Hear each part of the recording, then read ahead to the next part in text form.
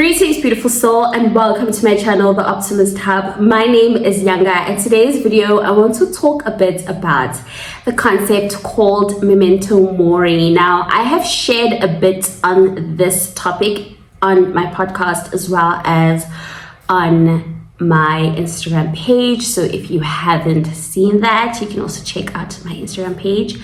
But yeah, so firstly, as one person who is inherently inquisitive, I like to think of myself as a curious cat.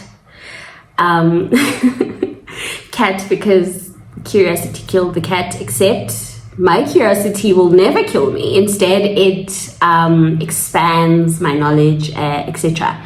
But yeah, I love philosophy. I love just, the study of life, because that's really what philosophy is all about. And I used to refer to myself as a modern philosopher, okay? But most of my philosophy really is inspired and borrowed from other people's philosophy. So I don't really have like an original philosophical idea or ideology, if anything.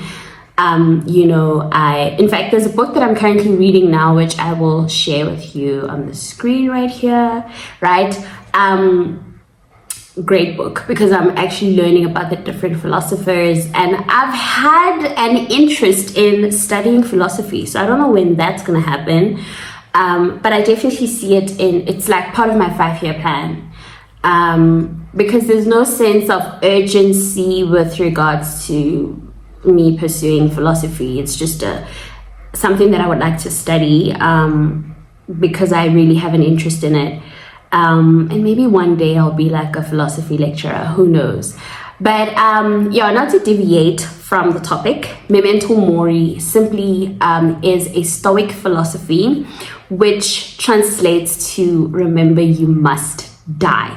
Now, let's not be morbid, and I always say this, okay, because I know it's like, oh my god, we're positive, but we're actually thinking about death. And the thing is, I think that philosophy really is just to remind us about the impermanence of life. It really is something that is, there to remind us that we're not here forever. And so we should be doing the things that are in alignment with our purpose, with our calling. We should be pursuing our dreams. We should be living our truth. We should be, just really live a purpose-led and a purposeful life, right? And I'll always refer to this analogy because that's really when I got to I guess, see the reality of memento mori. Is I think it was sometime last year, we went to a gravesite to go, visit my great-grandfather and my great-grandmother's grave. So in the midst of looking for their grave, because we got lost, right? I started having an epiphany.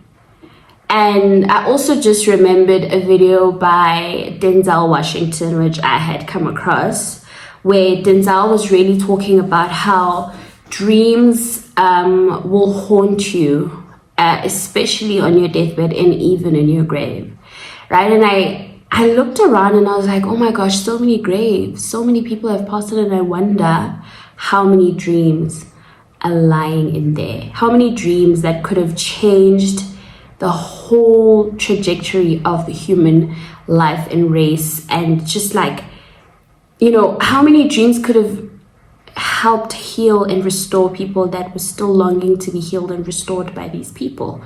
Like I always say, everything and everyone is connected. Every talent, every gift, every vision, every idea that you have is connected to someone else's purpose and vision and gift. And someone out there is actually longing to experience your gift, your talent, your vision. And Denzel was basically also just saying this to, I think the students were graduating. He was telling them, like, guys, pursue your dreams, okay? Because one thing about your dream is that it will haunt you.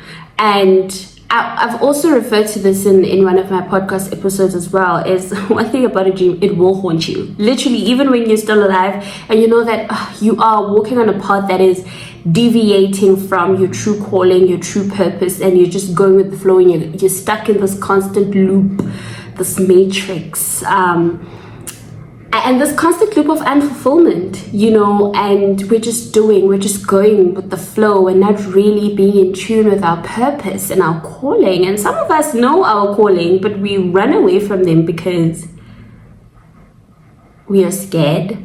We are scared to lean into it. We are scared of how great we will become, because of how it's going to transform and change our lives from the inside before it does on the outside. We are afraid. Essentially, the reason why people don't follow their dreams, even though they know there's this thing, especially to those that whose dreams have made like a revelation to them. Like if it has come to you multiple times in thought or in dreams or in visions or whatever, and you're still deciding not to at least take that little step towards the dream, that is you defying that dream. That is you, deviating from your path, and that is you just really not living your truth, right? But yeah, going back to Memento Mori, I think also there's a book that I read, which is, I think I talked about this book. It's Jay Shetty's book called Think Like a Monk. And I've seen this, as well in the Book of Joy by Desmond Tutu and Dalai Lama, right?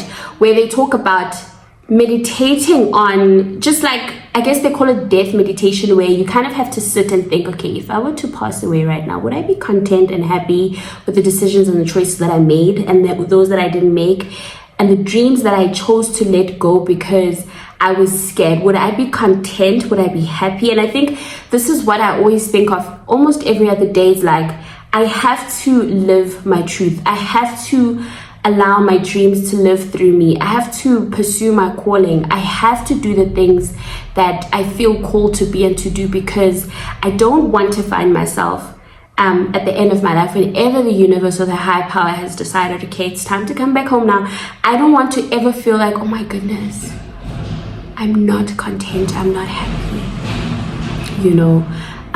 I didn't do what I had to do. And I just pray that you meditate on that, beautiful soul, and really pursue your dream. Do what you need to do in order to be what you're meant to be. Okay. May goodness and grace lead you to greater heights of success. Namaste.